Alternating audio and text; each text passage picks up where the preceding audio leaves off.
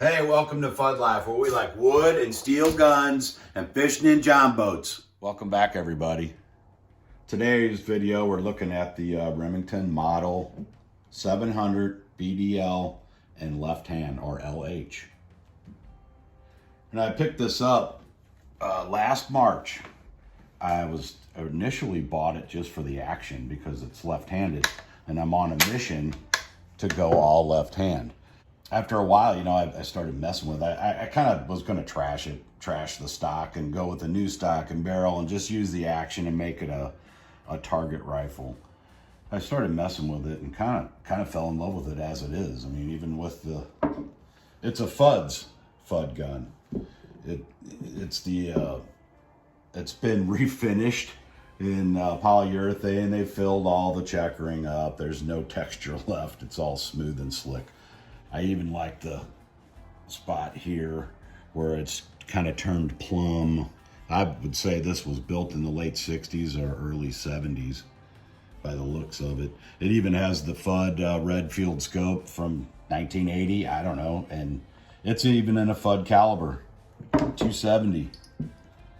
You don't get more Fudd than that. So after dinking around with it, I couldn't get ammunition, of course, and that's the case all the time nowadays. So I came up with a load with what I could find. I started out with, I bought these. They were terrible. Terrible accuracy. I've discovered now that it doesn't like 140 grain bullets. So, and that's all I had at the time. And now I got this Norma ammunition. By chance, found this stuff. And man, what a difference. It likes 130 grain so far. And like I said, it's hard to find ammunition right now, even in 270, which is a super common round. Here's a view of the other side. You can see she's been well loved. Quite a bit of wear on the bluing on the bolt. It's got some more of that plumbing here where the bluing's turned to plumb.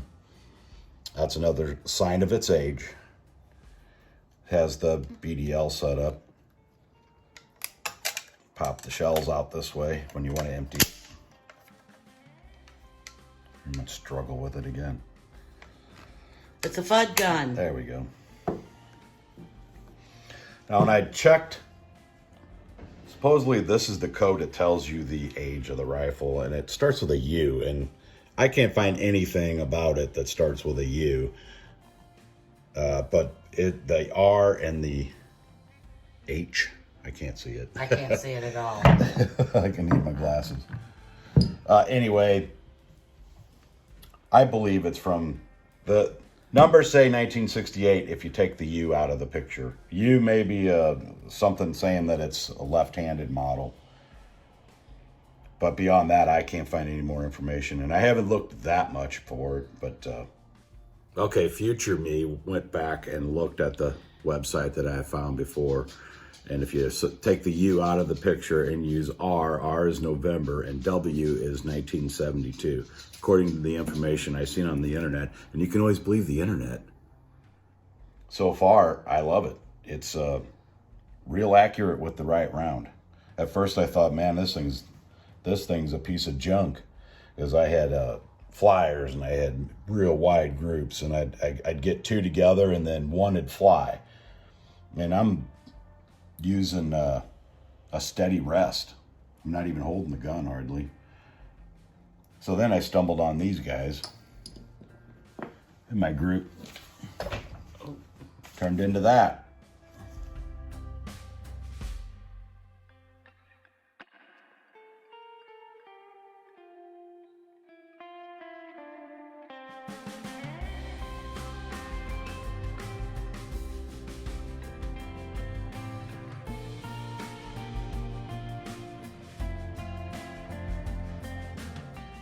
Okay, we'll try a couple of shots with the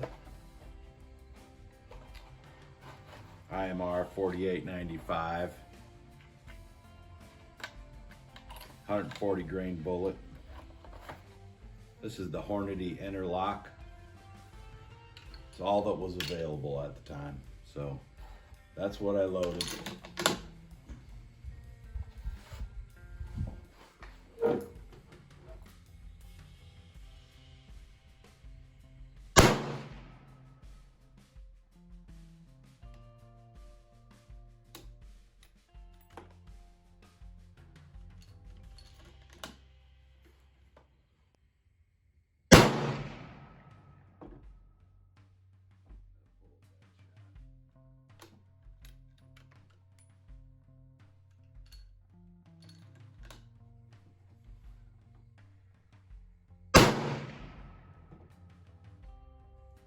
Trigger's about 10 pounds. It's freaking awful. Here's the awful trigger remedy. If you'd like to see me install it, say so in the comments below. After I messed around with a couple of rounds in the 140 grain bullet, I tried a couple different powders with varying results. And this is 4895, IMR 4895. And this is the group it produced. And this is typical what I've been getting with this rifle. And this is a flyer, but this is the typical group. I've used 4895, I've used 4064, and what was the other one I used? Anyway, that's irrelevant because this is the result every time. So I popped these in there and I got this. And the fifth bullet was off right about here. That's what we're looking for. And when I started seeing stuff like that, I'm like, okay, well this is going to be okay. So this is a 130 grain Norma whitetail, and I needed to duplicate this round. However, there's no components right now. So I shot this the other day, and it's in the footage here. So at this point, I had to readjust the scope because I was way off. So I moved the scope 32 clicks and ended up here. Then I discovered that the red field there is half MOA. So I moved it back 16 clicks and got here. The windage was good, and I moved it 6 inches down, and I came up with this group. I shot these 3 and let the barrel cool and shot these 2. And unfortunately, I was out of ammunition at that point. So we're going in the right direction with it. I usually don't like to work with 2 rifles at once, but I can't get components, and I'm working on another rifle too, trying to accurize it. And the frustrating part is just the components. I found some more of this online and ordered it, and who knows when I'll get it, but so far that's the one. So now I've got some pretty desirable results out of it. I think I've changed my mind on turning it into a target rifle. I'm going to keep it just like it is and go hunting with it. It's lightweight, and you can tell that by shooting it. About 20 rounds and you're done. It starts to thump your brain. But I'm going to leave this scope on it. I'm going to run it just like it is. It's a 7 power. It's clear. It's a wide field, so that's the old low pro wide field scope. Works great, just as it is.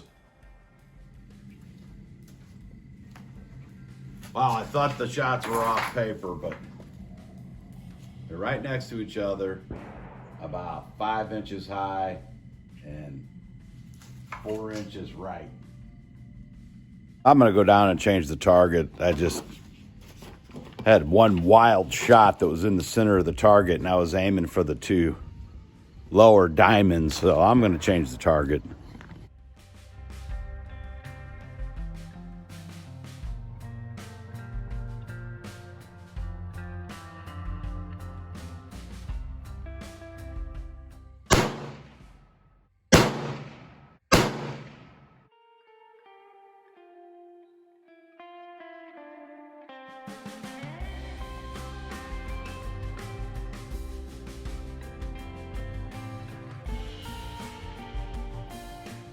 Thanks for watching. Happy Halloween, everybody.